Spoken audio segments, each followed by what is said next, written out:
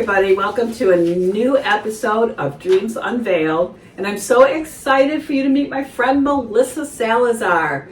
And she is going to be my co-host, at least some of the time, but hopefully most of the time.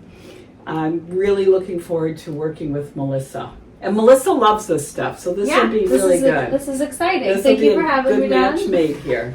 Yeah. So she may do better than I do, just so we're all aware. Probably not. But I think both of us working together, I think it's going to be fun and kind of like getting to explore the explorations of people's dreams. And what I mean. And it's pretty cool. The things that we're learning, I tell you, I've been doing dream analysis almost 60, for about 35 years, maybe, more than that probably. And I have learned so much just starting this. Yeah. It's just amazing because the research, everything has changed and it continues to change. It's so dynamic and it's very fun. Yeah, and I think it's cool to hear from like perspective of like you being, a therapist and everything. I think that's like a great perspective. You really get like the insides of like what's really going in your like inner thoughts. Yeah, it's pretty fun. And I'll tell you one thing that's going to happen in this dynamic between Melissa and I is we both have the information about the dream, but I have the information about the person. One of the things, Melissa, that we try and do is make sure that people give us background information. A lot of times I will interview them. Now that people don't have to be on the show because their dreams are too personal for them to feel comfortable. So I have that information. You don't have that information, but hopefully we can highlight some of the differences between a common archetype and what is personal in the dream. So we'll see what it turns out. Yeah, I'm excited. I'm excited to hear this dream and have you guys all hear the dream as well. So right now I'm going to read the dream. And this dream, just so you know, I normally don't have notes right here, but this dream was a long, layered dream. So we're going to have some notes and give us a little bit of help and see if that is a benefit to you, because last time I did a dream, I realized I missed something. Right, and you go back to it and you're I'm like, that was a big part of the dream. So I put it in the comments and stuff, but I really that should have been edited. So here's the dream. This is from a woman, and just to give you a little background, her name is Lacy, and she just moved back home after being gone for a long time. Her parents are not together, but they both had resided in the area where she is from. And so she has now been home for a few months and really having some significant struggles. And there was, her father was very abusive to her, but he had passed away. So, there's so much here. And I think that this dream very strongly looks like her trying to assimilate back into an environment where she had a whole lot of trauma. Yeah. And really probably felt that it would not be so much of an issue because she's lived away for a long time. And so it had been. It's like reopening a wound that's already been semi-healed. Maybe properly or improperly, but she's definitely having to reopen some of these feelings. Right. And I think it's relive them almost. I think it's improperly. Is that a word? It is now. We've made it a word. It's going to be on Wiki. Yeah. It definitely did not properly heal, because I think that it's really giving her a whole lot of grief right now. I'm going to read the dream now. And this is Lainey's dream. Okay, I had a dream. I dreamt that my apartment was on fire and I had gone there and I saw it on fire and I was in shock. Because all of my stuff, I'm reading this verbatim, so everything was full of fire. And I was walking. I passed out and drove to get and bumped my head, and then I was in an ambulance. And as I was in an ambulance, I realized that my mom was in the ambulance with me. Now, there was nothing wrong with her mom. She was not there for the fire. And she was on the phone with somebody, and it's my dad. And I'm like, why are you calling my dad? Why would she do that? And literally in the dream, I was like, first of all, he's dead. So what the heck? And secondly, he's the reason for so much of my trauma. And part of the reason they weren't together. So why would she be talking to him? I think this makes no sense. So then, in the ambulance, we arrive at the hospital, and we're talking to a lady, and I believe she's a psychiatrist. She's talking to my mom, but not me. She just asked me a few questions. I didn't answer her. And then she's talking to my mom again. And I could tell that everyone was upset that I hadn't eaten yet. And she doesn't know why she thought that, but in the dream, that's what she thought. But it actually will make a whole lot of sense. Then I started mumbling and said something under my breath, but the psychiatrist was recording me. And I was like saying about my mom that you're already overwhelmed and I don't want to bother you anymore. And she was like, the psychiatrist was like, oh, this is important. And then we're in the car, and I wasn't really talking at that point. So she's in the car. I know I keep switching first and third. I hope you can keep up with this. I'll break it down as we go through it. So the psychiatrist, the mom, and her, they're all in the car. It appears later in the dream that they were heading to a facility for her to go inpatient. And she's still talking under her breath and saying, why in the world would you call my dad?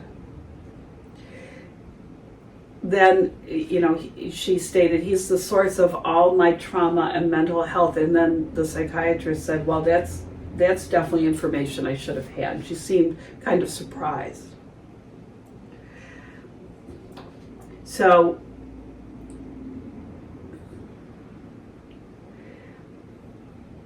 they got her to this place. They were looking to admit her. This is a little hard for me to follow, but I'm seeing it in the flashes as like, when you are having a dream, you go into flashes. It's like a scene and then a scene, and then you have to kind of like, you wake up and you're like, kind of what happened? But so I'm seeing it. Yeah. Yeah, it's crazy.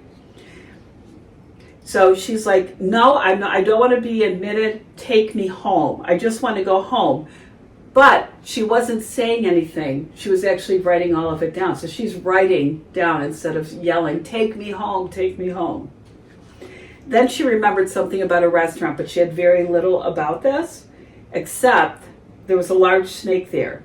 She remembers thinking, if the people freaked out about the snake I was holding, they're really going to freak out about the snake in the restaurant. And she had the sense it was like an attraction in the restaurant. But anyway, that's the whole dream. Okay. So that takes us all over. So I guess we really have to start from like the beginning to we really do have to understand start what's from the going beginning. on.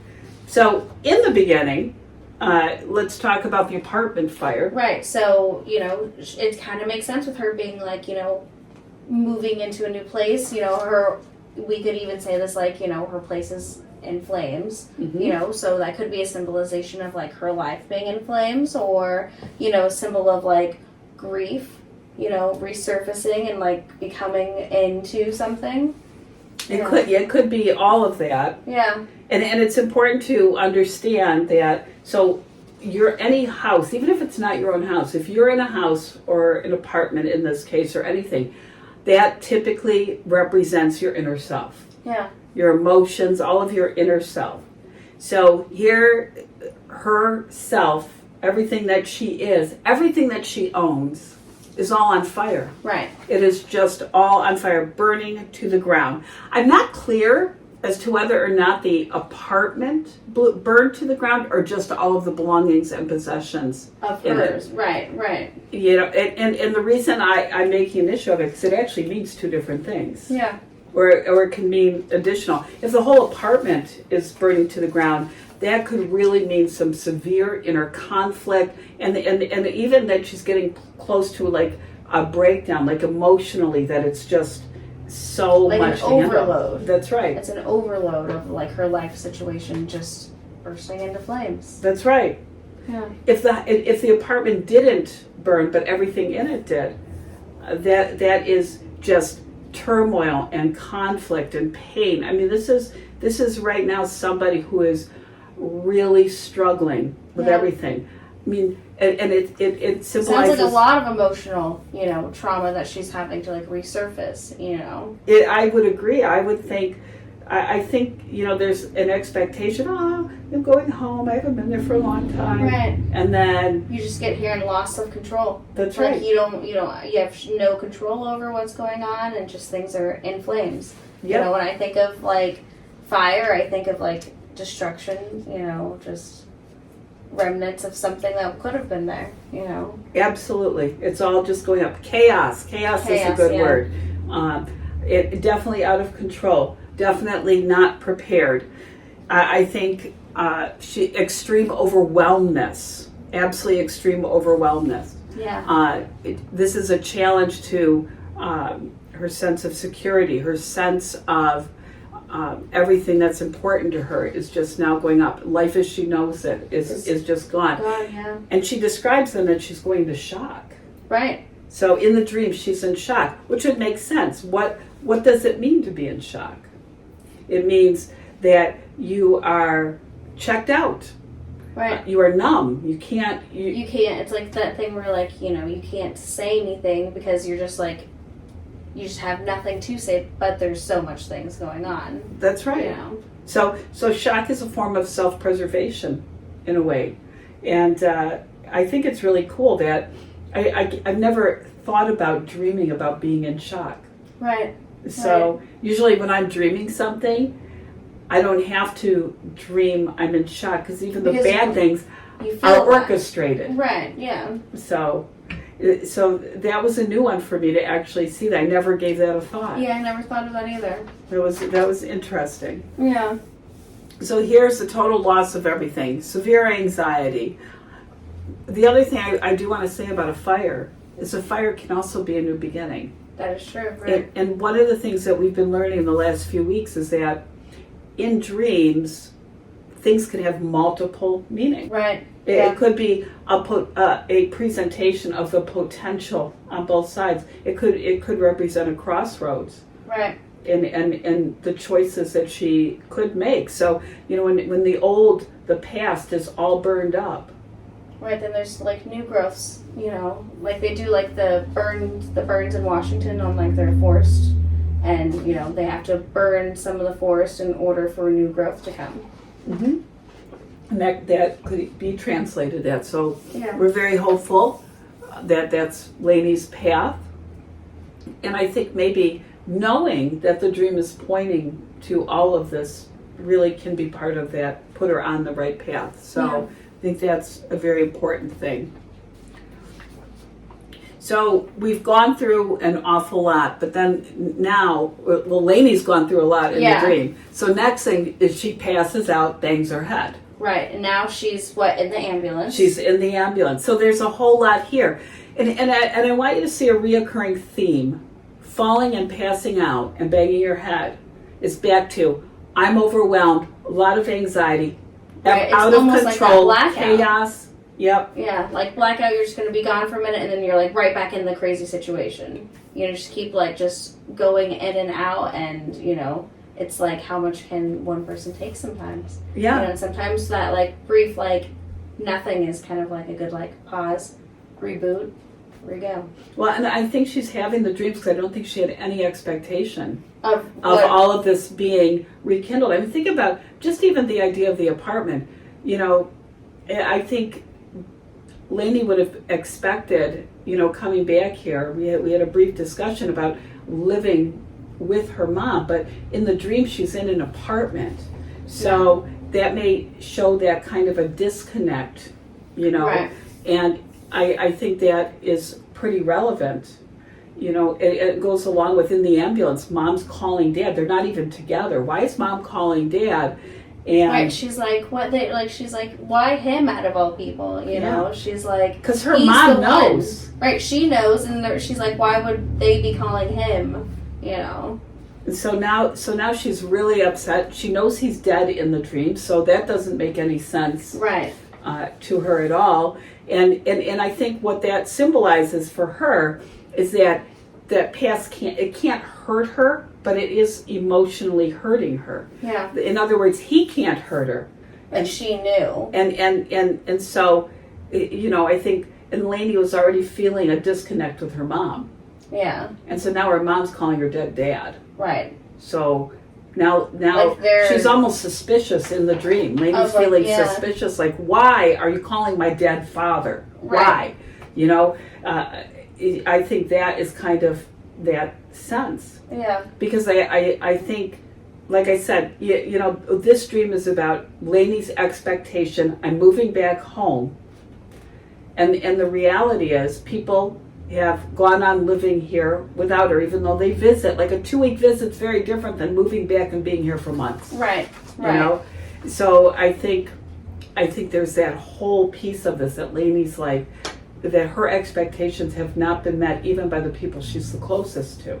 Yeah. And so I think that there is a bit of feeling betrayed by her mother. For calling the ambulance, yeah. Or calling her dad in the ambulance. Yes, calling her dad in the ambulance. So I think that's really kind of an interesting thing. And I do want to point out that earlier in the dream it talked about, she went into shock, that numbness, that just so overwhelmed, just checking out.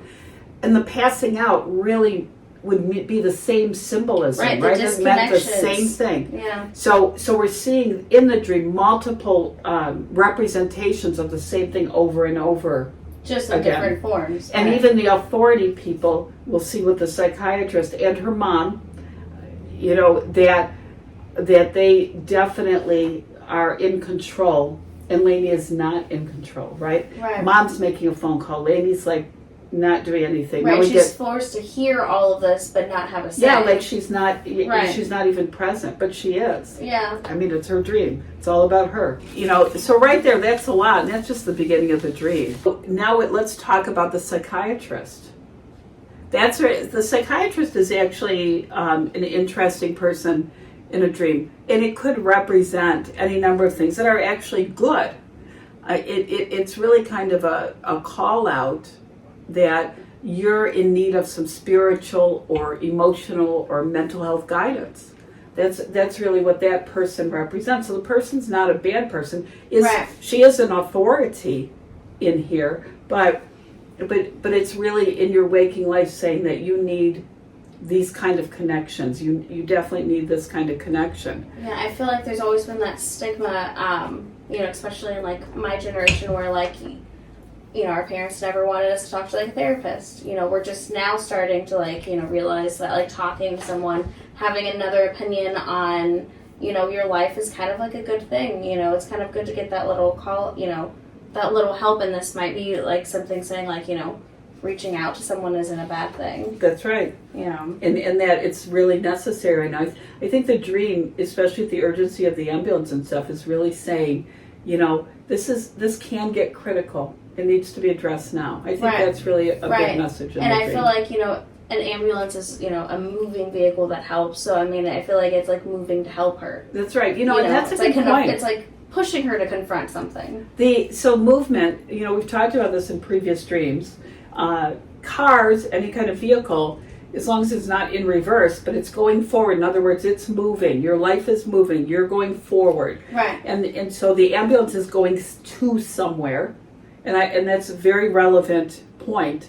So right now they're at the emergency room or in the hospital, and she's apparently getting checked out. And I get the sense there's other people there, but I don't think it's that relevant. I know that there's Lainey, her mom, the psychiatrist. And I get the feeling that there was some more medical staff there as well in the recording. So we're on paper because this was a recording sent by cell phone. So it's Yeah, the little transfers over. Yeah, it's fun. So let's get to this place about her talking about all of a sudden this just random thought goes in. I didn't answer the psychiatrist. This is her talking in the dream. And I could tell everyone was upset that I haven't eaten yet. And I think that really was a pretty obvious clue that what she's really saying is I'm not receiving nourishment. Right. I'm not taking care of myself. And I'm people not are getting what seeing I it. need. Right. And so everybody around her, and that's where I got the idea that there were probably more people there, because it was kind of this blanket idea that everyone around her was upset that she hadn't eaten yet, and that's really what that was. And that's such a little teeny piece, almost like an afterthought included in the dream, but it really is a significant piece that she is losing control, that she's in a very chaotic place, that a lot of trauma is being resurfacing in a different environment where she's trying to have a new start, and thought that this was all behind her. And I think it was really showing the critical nature of what she was really dealing with. Right. So, especially if she's just moving back, so she's been still living with all of the trauma, just not in the same location as the trauma. Yeah.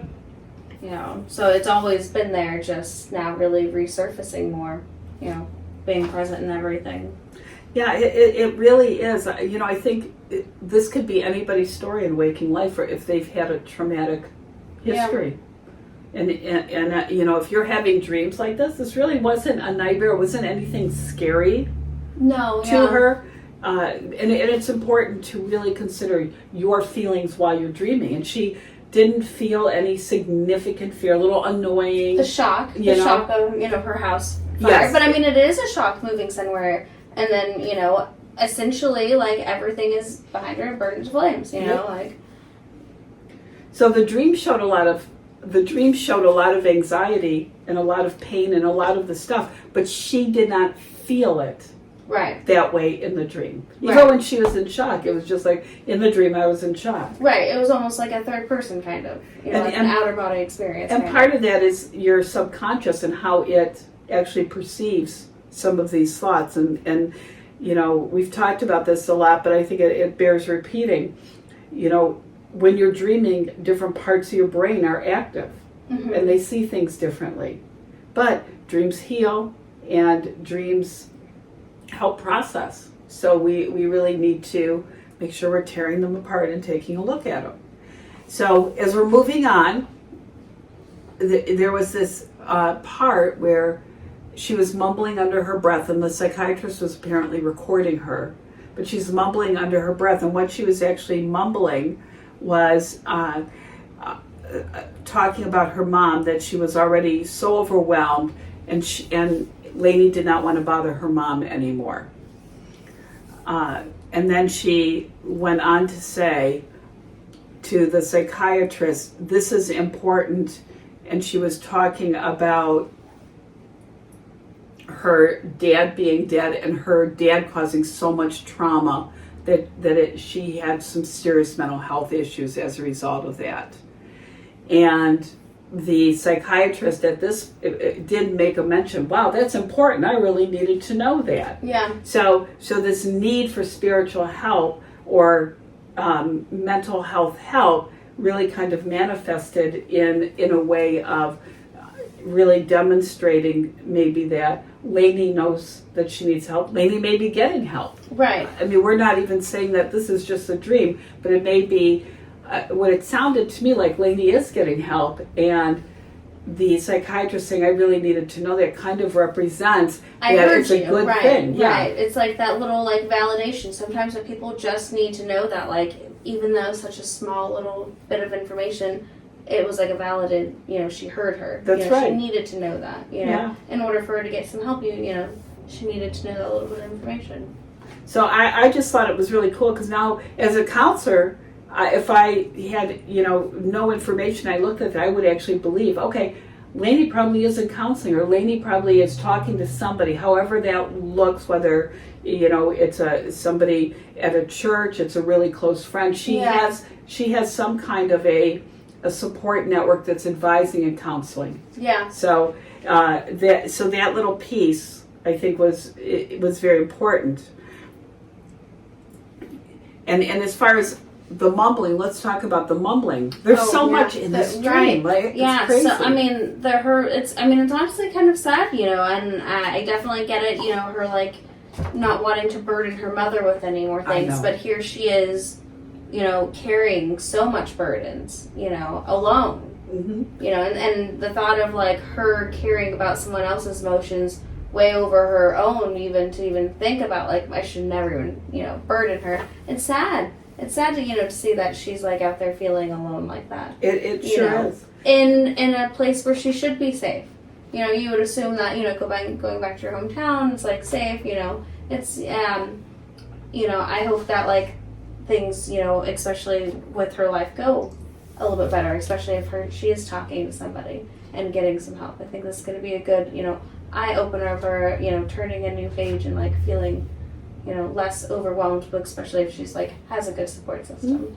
And I agree with all of that. Yeah. And I think too the mumbling means she's not somebody, she doesn't want to share that information with people. Right. And so here's somebody that we just taught, and this is interesting that it happens at the same time that the psychiatrist is really involved, this little cluster of events in the dream, because it shows that, that does Lainey have trouble asking for help?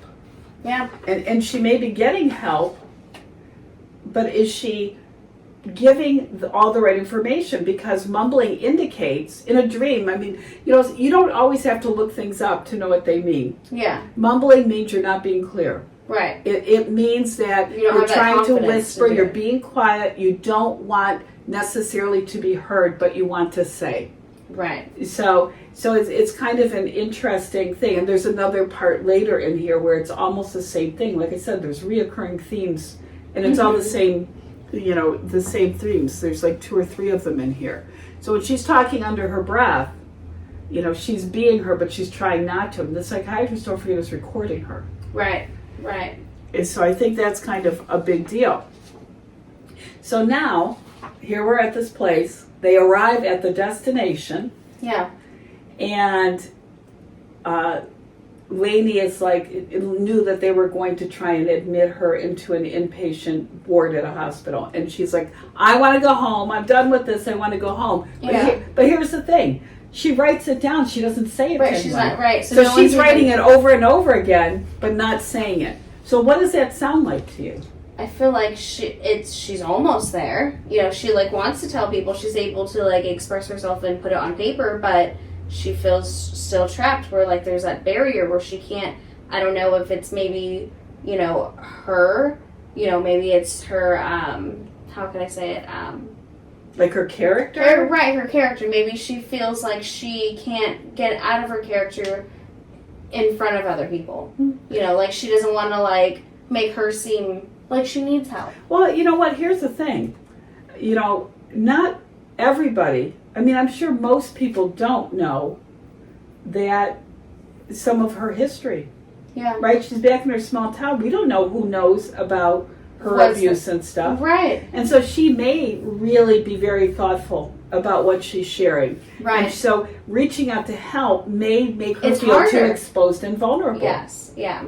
So I think she's probably trying to just like lay low. The stuff needs to be said, needs to be shared, but she really doesn't want anyone, she doesn't want to burden people with her past. Right. And sometimes, you, especially when you've closed this door and, here it is, how many years later, and she's having to like resurface everything. I want to go back to the part about the mom. So it's sometimes, in light of this, I think mom in the dream may have represented more than mom. Maybe a variety of people that have are in some way authoritative in her life, or she even values. her natural. That's right, and her part of her natural support network, and it really represents like a group of people and not just mom, which would explain why she feels she does not want to burden people with all this. She probably came back home, figured she was going to be a big support to everybody, right, just help everybody, and not realized how this would be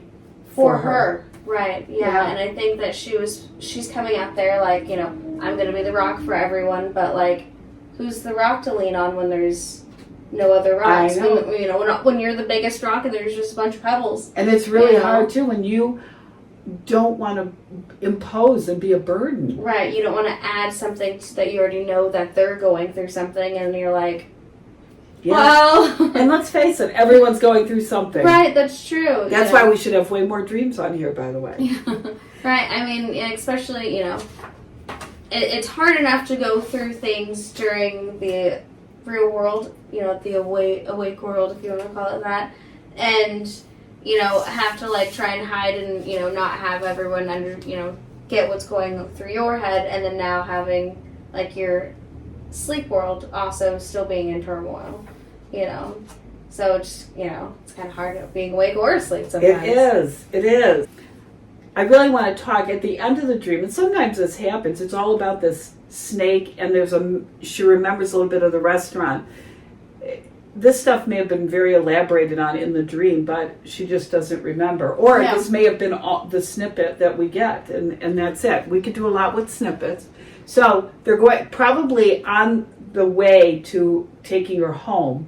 Yeah. Even though I don't know, hopefully she made it home. But on the way that they had probably stopped at a restaurant. So that's a little fuzzy and unclear.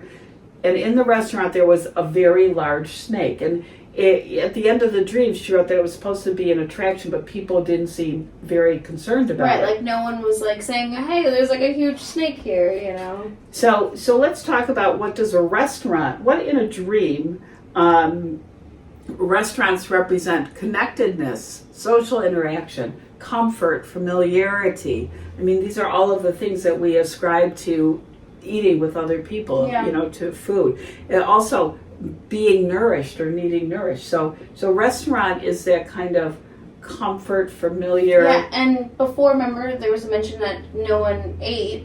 Yep, that she was hungry, so here the family's going together to this restaurant, and almost it's like now there's like the snake in the room, So I think this is, when you look at that, because she, in that part, everybody was upset with her that she hadn't eaten. Right. And so I think eating really does mean spiritual, mental, and emotional nourishment. And then when you said the restaurant thing about like them all coming together and, they're eating together, so, I mean, I feel like, when you're all together nourishing, bonding, you're talking out your wounds, you're all like together. So in the end, I just want to say before we go on to the snake part, what we're looking at now is this part about hope, that we're here, that this laying out, unpacking all of this trauma and great stress and a real problem with the expectations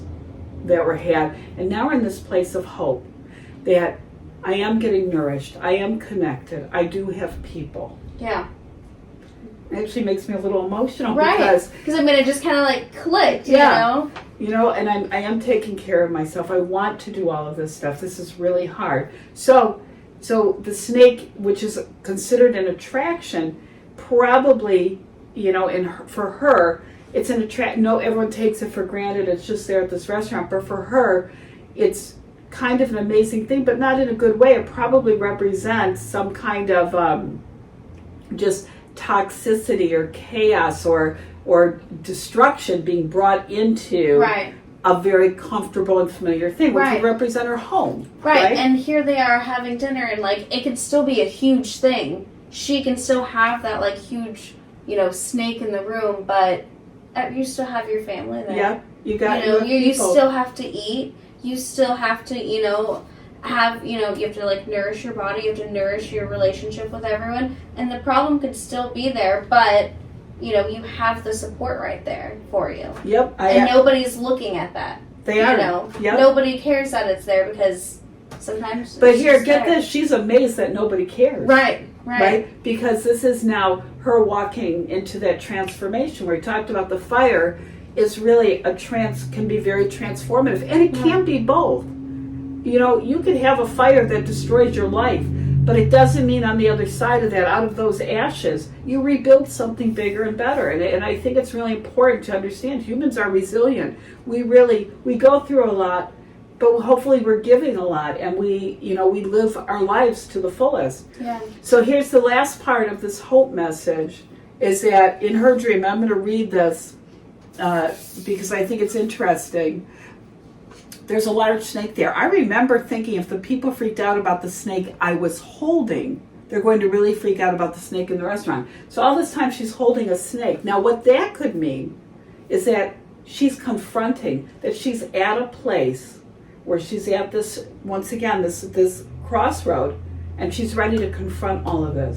Yeah. So I mean, this sounds like somebody who really is in counseling, who really is trying to make amends, who really is trying to take care of all of these things. And this is almost like a representation of her journey and her choices.